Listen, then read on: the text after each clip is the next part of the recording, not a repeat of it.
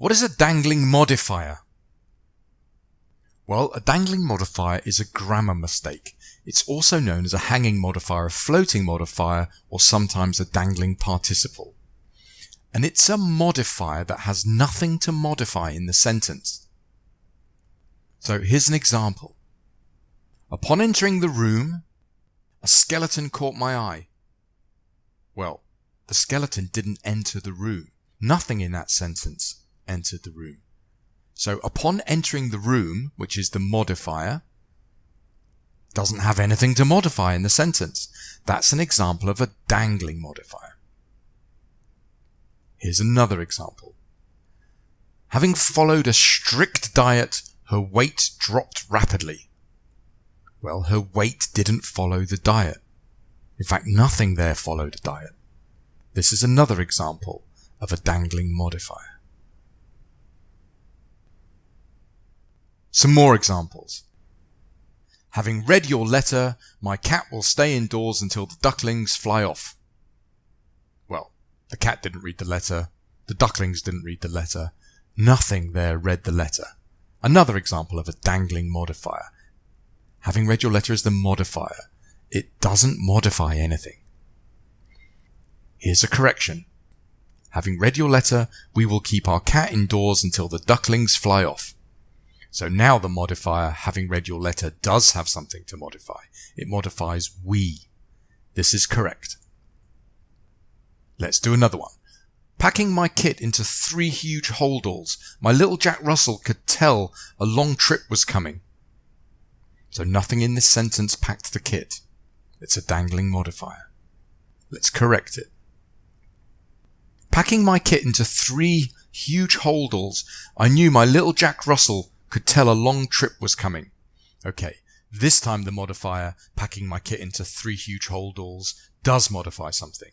It modifies I. This is correct. Now, it can get a little bit technical. Look at this one. Meticulous and punctual, David's work ethic is admirable. Now, this is a dangling modifier because David's work ethic is a noun phrase and the head noun is ethic. And it's not his ethic that's meticulous and punctual. It's David. But David is functioning as a possessive noun in this example. And you can't modify a possessive noun like this. Let's correct it. Meticulous and punctual, David has an admirable work ethic. Okay, this time meticulous and punctual is not modifying the word ethic. It's modifying the word David. This one's correct. Okay, I've been saying these are all wrong, and I've been putting crosses above them, but not all grammarians agree. So is a dangling modifier really a mistake? So let's have a look at some of those examples from before. Having followed a strict diet, her weight dropped rapidly. Well, I've said nothing there followed a strict diet, but actually it did. If you look at her represents the person we're talking about. So some claim this is not a dangling modifier and that it is actually modifying the person represented by her. Let's look at another example. Having read your letter, my cat will stay indoors until the ducklings fly off. Okay, my represents the person who read the letter. So some claim that this is not a dangling modifier and that it's fine. I would not recommend writing sentences in this way. Try to keep your modifiers modifying something in the same sentence. That's cleaner. Now, while talking about modifiers, we should also talk about some other types of modifiers that are errors, like misplaced modifiers. Now, a misplaced modifier does modify something in the sentence. It's just not clear what it's modifying. So here's an example. John hit the man with the cream cake. With the cream cake is a modifier. Now, does it describe the man, telling us which man, or does it describe hit? Is it an adverb or is it an adjective? Did he use a cream cake or did the man have the cream cake? That's an example of a misplaced modifier. It's different from a dangling modifier. Remember, a dangling modifier has nothing to modify. And there's also a squinting modifier. Now it's worth learning about squinting modifiers just so you can use the term squinting modifier. Now, a squinting modifier could feasibly modify the text to its left or right. Here's an example. Talking quickly annoys people. Quickly is the squinting modifier. Does it modify talking? So is it talking quickly that annoys people? Or does it modify annoys? So talking annoys people quickly. It could be either of those two things. That's a squinting modifier. So why should you care about squinting modifiers? Well, as we've covered, you should try and avoid squinting modifiers, notwithstanding what some grammarians think.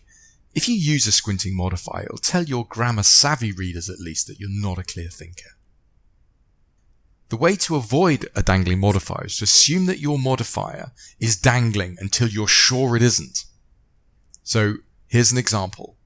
Walking through the cemetery, the trees, warning lights, warning lights. At that point, you need to be thinking, is my modifier dangling? And before you get to the S of trees, you should have realized that it is dangling. Or at least going to be misplaced. Because the thing that comes after the modifier should be the thing that's being modified. So walking through the cemetery, the trees became long-fingered ghouls. That's an example of a dangling modifier. Walking through the cemetery doesn't modify anything in the sentence. Here are some corrections. Walking through the cemetery, I saw the trees become long-fingered ghouls. Or, reword completely. Don't use a modifier at all. As I walked through the cemetery, the trees became long-fingered ghouls. Now we've just used an adverbial phrase at the front, which is different. So, in summary, dangling modifiers. A dangling modifier is a modifier that has nothing to modify. It's an error caused by failing to use the word that the modifier is meant to be modifying. That's all. Be sure to check out some of our other videos on grammarmonster.com. We're also on Twitter and Facebook.